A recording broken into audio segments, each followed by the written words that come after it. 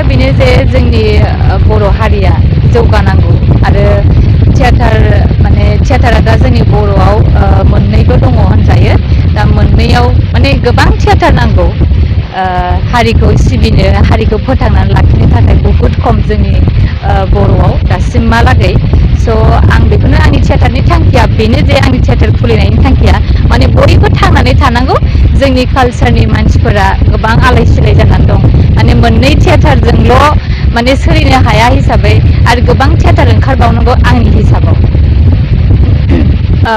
बर' समाजाव आं बेखौनो मेसेज हरनो सानो जे जोंनि बर'फोरा थियाटारखौबो नायनांगौ आरो नायनानै माने जोंबो जेसेबां हायो मोजां मेसेज होनो नाजागोन आरो बे जोंनि थियाटारनि जिखिनि जों आयदा देखायगोन बे देखायनायाव जाहाथे माने मोजांखौ सायख'नानै लानो हानाय आरो बर'खौ जौगाहोनो थाखाय आं खावलायगोन आरो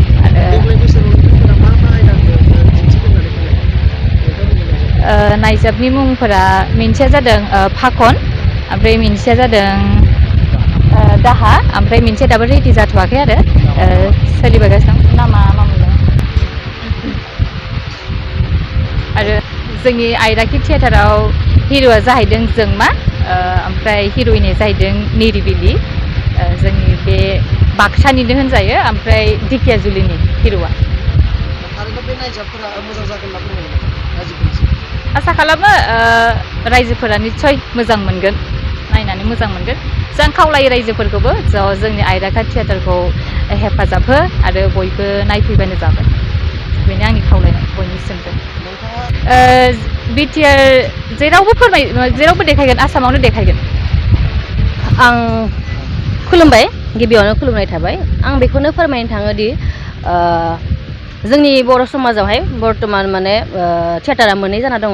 मोनसेया जाबाय सोरां मन्जु आरो मोनसेया आलायारन। नै दा जोंना गोदाना जाबाय आब' पामपुलि गयारिनि आयराखि।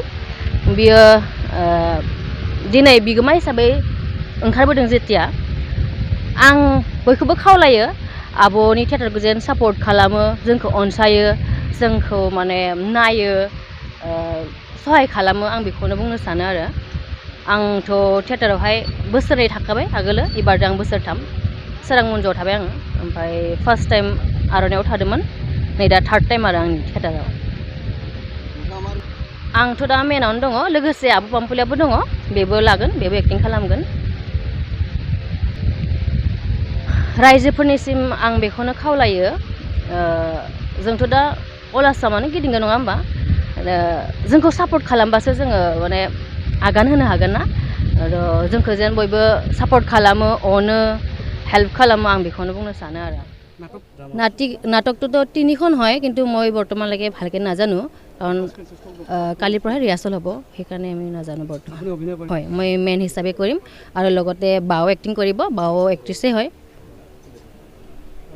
যি নতুনকৈ থিয়েটাৰ হয় আইৰাখি থিয়েটাৰ বহুত ভালে লাগিছে আৰু ৰাইজৰ হেৰি লাগিব কি বুলি কয় মৰম চেনেহ লাগিব ছাপৰ্ট লাগিব। চ' মই সেইটোৱে কওঁ যে ৰাইজসকল আমাৰ বড়ো আইৰাখি থিয়েটাৰক অলপ মৰম কৰি কিনে ভালদৰে চাব যিমান পাৰে চাব আহিব আৰু সহায়ো দিব লাগিব। তো সেইটোৱে বিচাৰোঁ আৰু সেইটোৱে কামনা কৰোঁ যে ভালে ভালেকৈ আমাৰ আইৰাখি থিয়েটাৰ ভালে ভালে হৈ যাওক। এতিয়া নাটকটো হ'ল তিনিখনে তাৰপিছত বড়োদি কওঁ মই নামটো হয় ন এটা হ'ল দাহা আৰু ফাকন আৰু এটা হ'ল जोंब्लावनाय हाथरफ्ला। অভিনেত্ৰী ময়ে থাকিম তাৰপিছত ভণ্টিয়ে থাকিব নিৰি তাৰপিছত হিৰ' হ'ল জংমা। চবৰ বাবে হয় অকল বড়োৰ বাবে নহয় এইটো চবেই চাব পাৰিব চবেই ভাল লাগিব চাই কিনে। ভাষাটো বুজি নাপালিও মানে চাই মানে ভাল লাগিব।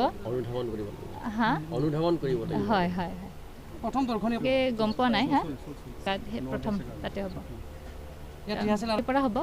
আজি পূজা হ'ল তাৰপিছত অপেনিঙো হ'ল তো আজিৰ পৰা হ'ব।